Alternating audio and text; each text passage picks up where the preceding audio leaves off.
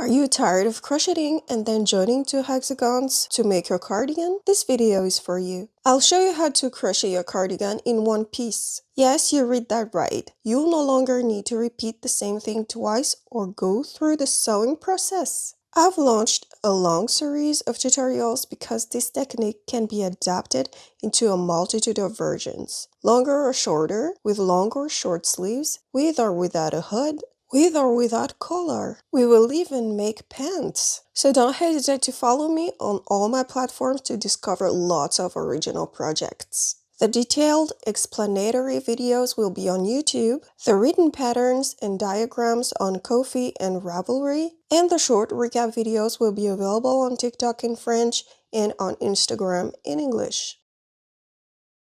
Hello everyone, this is Annie from Dramacrochet and welcome to this new crochet tutorial. If you know me, you know that I've already made several versions of the octagonal cardigan, but I'm always looking to perfect it and simplify it as much as possible. So today, for the third time, I'm going to make the most basic version of the octagonal cardigan. I wanted to make it again because all the ones that follow will be variations of this one. For the materials, you can use whatever you like, any size crochet hook with a corresponding yarn, because we're going to make the cardigan in whatever size you want. So besides the yarn and your hook, you'll need a tape measure. It's optional because you can compare the measurements directly to the person. You'll also need a pair of scissors, stitch markers, and yarn needle to weave in the ends at the end. For this tutorial, I'm going to use this variegated acrylic yarn from Action. This will save me from having to change yarn colors, but you can change your yarn colors as often as you like. I've included a link in the description to the video where I demonstrate my yarn changes and how I travel them so I don't have to cut the yarn every time I change color. The time code is available in the description of that video. Make sure you have plenty of yarn, as the amount will depend on the size of your cardigan. Since I am making a miniature version of this tutorial, I won't be using much. My yarn suggests a 3.5 to 4mm hook, so I'll be using a 4mm hook. Feel free to adjust the video playback speed in the setting if needed, and let's get started. Start with a slip knot.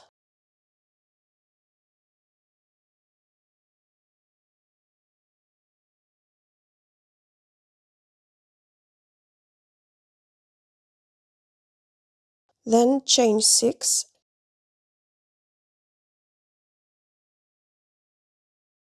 Slip stitch in the very first chain to close the circle.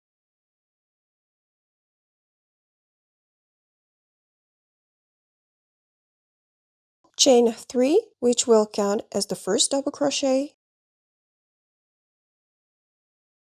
Then make 2 double crochets in the circle.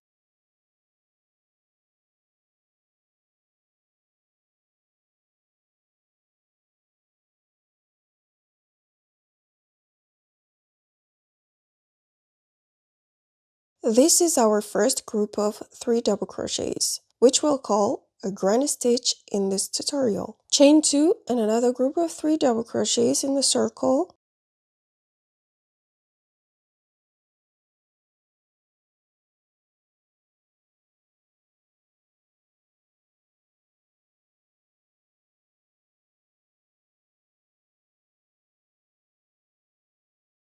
We will repeat this until we have 5 granny stitches in the circle.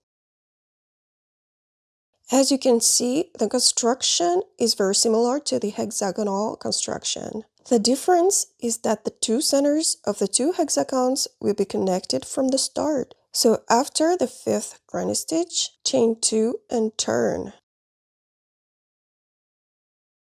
Skip the first granny stitch and make a granny stitch in the next space.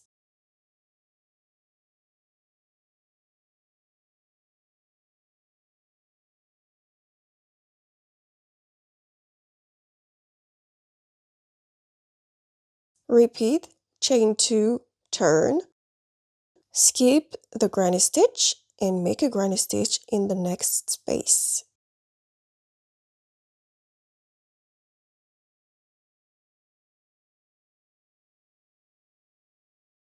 Continue this process until you reach a length corresponding to the width of the back of the cardigan. That is, from one armpit to the other. If you want long sleeves with an oversized kimono-like effect, this length should be the distance from the side of your neck to your furthest wrist. Indeed, on the cardigan, these two measurements will be the same, meaning the width armpit to armpit is equal to edge of the front panel to the furthest sleeve opening. Therefore, it's up to you to choose the fitted size with sleeves that are more or less short or long enough to reach the wrist and with an oversized width, or somewhere in between. Aligned to the starting circle, there needs to be a space. The length from the side of my neck to my wrist is 70 centimeters. I've reduced the scale so that 10 centimeters is equivalent to an inch. Therefore, I need a length of 7 inches between the space of the starting circle and the last space on the last row. And as you might have guessed, this space will be the center of the second armpit. Make 2 chain stitches and turn.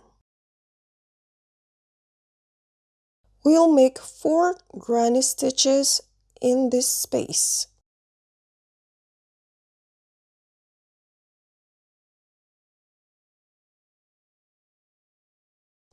And each time, we make 2 chain stitches between each granny stitch.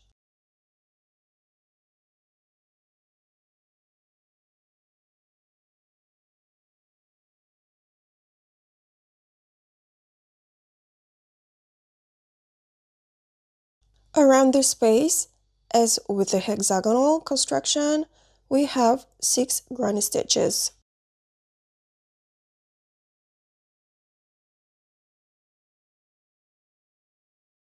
We'll now crochet along the entire length to return to the starting circle. This time, without making chain stitches between each granny stitch. We're going to make a granny stitch in each space.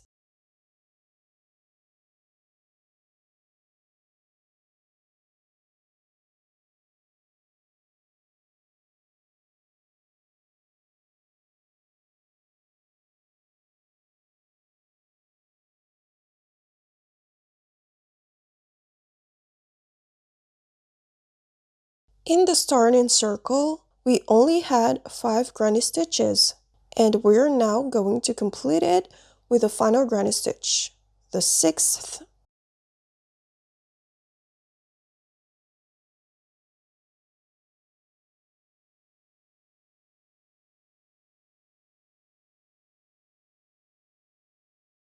Since we're going to close the work, we're going to replace the 2 chain stitches with a half double crochet at the very top of the 3 chain stitches of the very first double crochet.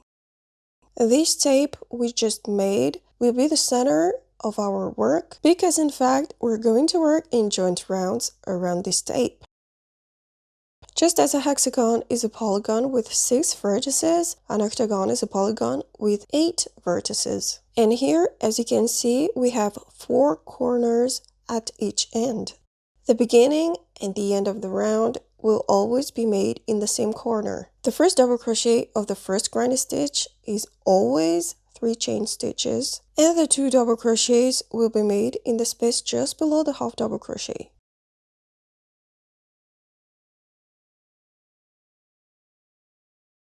We have our first granny stitch, and we're going to complete this half corner with another granny stitch at the end of the round. The next space is also a corner space, recognizable by the presence of 2 chain stitches, so we're going to make a corner. A corner consists of a granny stitch, of 2 chain stitches, then a second granny stitch in the same space.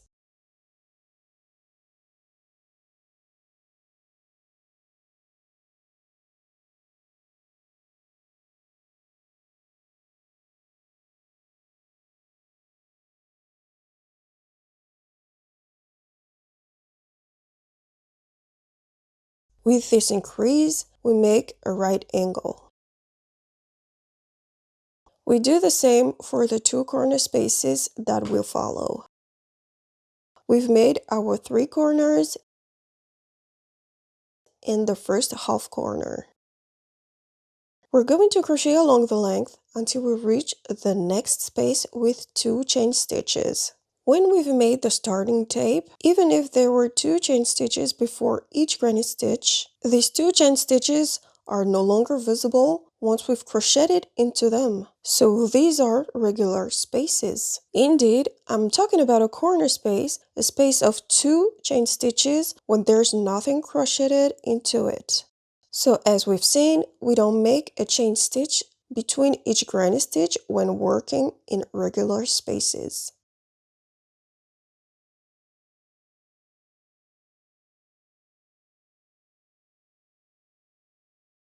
We arrive at our corner space with 2 chain stitches. And as I have already shown, we're going to crochet a corner with a granny stitch, 2 chain stitches, and a granny stitch in the same space.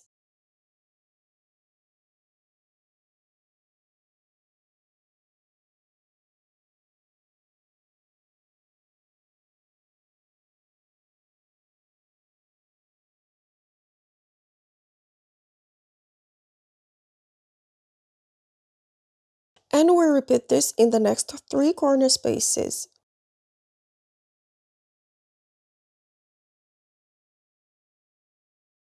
And so we have formed 4 new corner spaces. We continue crocheting our round. We just make 1 granny stitch in each space. Just a quick reminder, there's no chain between each granny stitch when we're not working in a corner. At the end of the round, we'll complete the very first corner with a second granny stitch in the space of the half double crochet of the previous round.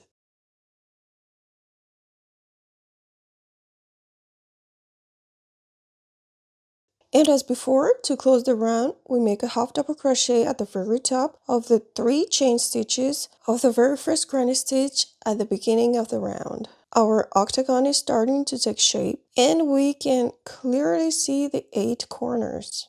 One of the things I appreciate most about the granny stitch pattern is that it looks like a checkerboard. Just like the alternating black and white squares on a checkerboard, in a granny stitch pattern, there's a succession of 3 double crochet clusters and holes, both vertically and horizontally. And it is this distinctive feature that makes it so special, which we use to start our work and which I also use in another of my tutorials where I show how to make long sleeves. But in a future tutorial, I'll show you how to make long sleeves using a different method, close to this one. But for now, let's continue. We always start with the first granny stitch in the first corner space, which will be completed with a second granny stitch at the end of the round. The next space is a regular space, so I just make a granny stitch.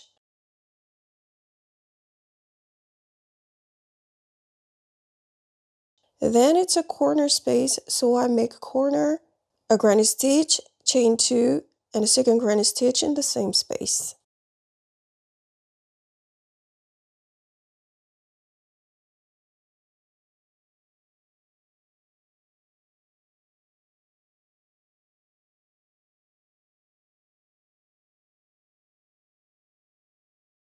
And so on. We have finished the third round.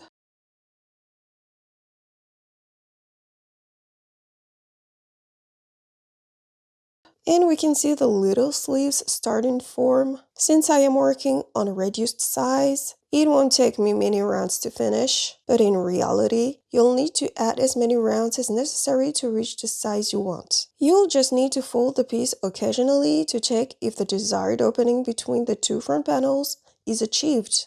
Make sure to overlap the granny stitches at the top of the sleeves to get the exact opening you will have. With each row, the space will decrease by 1 granny stitch. Here, for example, if I add 4 rows, there won't be any space between the 2 front panels. And knowing that, we'll be joining them on the last round. So we'll need to anticipate this reduction of another granny stitch at the end of the joining. For that connecting round, we'll crochet normally on the first 3 sides, and on the 4th side, we'll crochet joining directly to the 2nd side. We continue the 4th side, make the 5th, and on the 6th, we'll join to the 4th side to close the 2nd sleeve. Finally, the last 2 sides will be crocheted as usual. Place a stitch marker at the end of the 3rd side, which is the sleeve opening.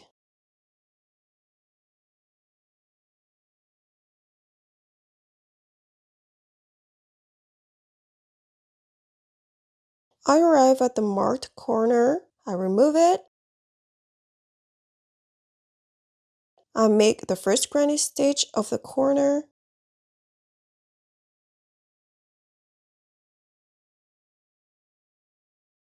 then fold the 3rd side over to make the sleeve opening.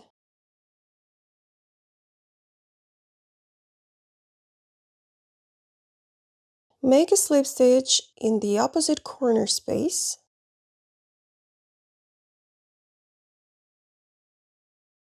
then chain 1. Make the 2nd granny stitch of the corner,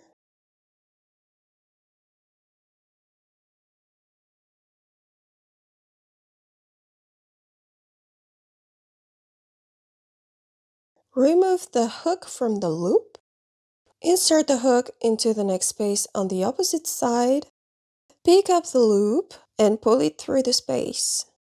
And then we continue with the next granny stitch.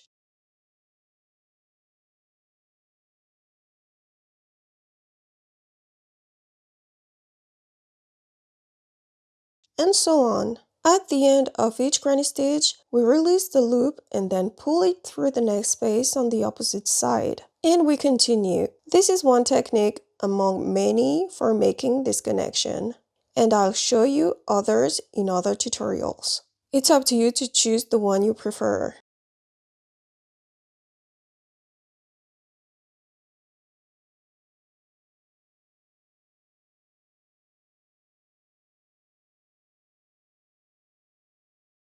We finished closing the first sleeve.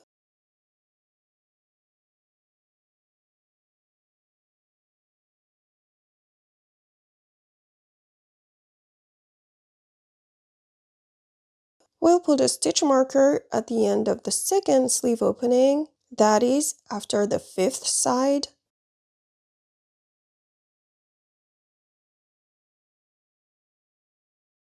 And then we'll do exactly the same thing as for the first sleeve.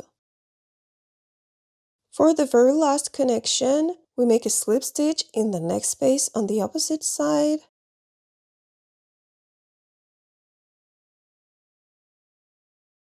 Then chain 1 and 2nd granny stitch to complete the corner.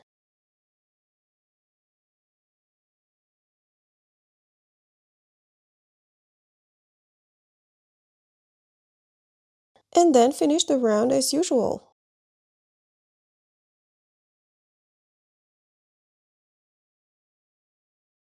You can stop there if you wish. You can also add a single crochet border if you like, but I'm going to show you how to make the collar. From the top of the cardigan, we'll measure between 5 to 10 centimeters and mark the space closest to this measurement on both panels symmetrically. And when we crochet all the way around, we'll make corners at these 2 markers. If you don't want to add any more length to your cardigan, it's perfectly possible to work back and forth without going through the bottom of the cardigan. Personally, to keep the color harmonious, I prefer to work a complete round. So we start the work as usual.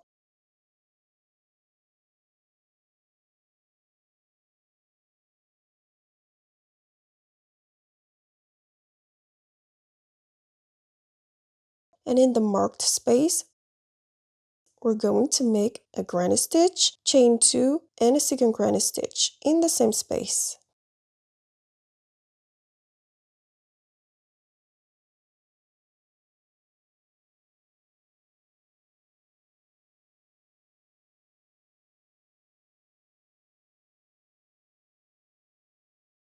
Then continue with a granny stitch in each space. This connection here counts as one space, so I make the granny stitch in the space on the front panel.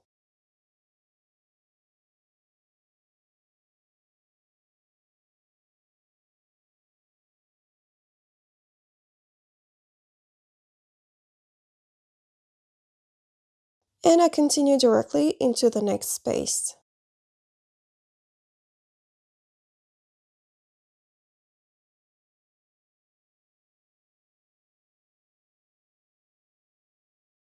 Same on the second side, I make the granny stitch on the front panel.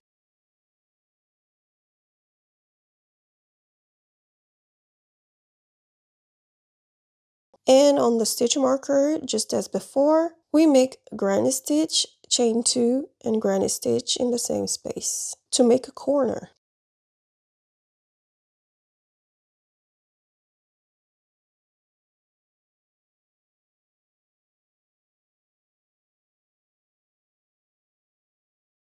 And we finish the round as usual. You can add as many 4 corner rounds as you like, and you can even close the 2 front panels as we did with the sleeves if you want to make a sweater. You can even go further and overlap the 2 front panels. You can fold the collar over,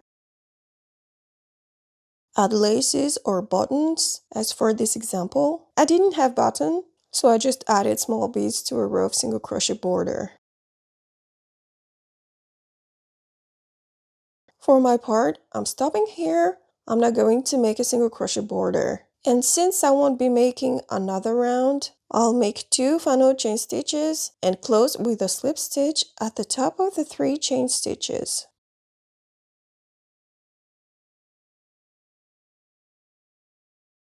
Then 2 more slip stitches to secure.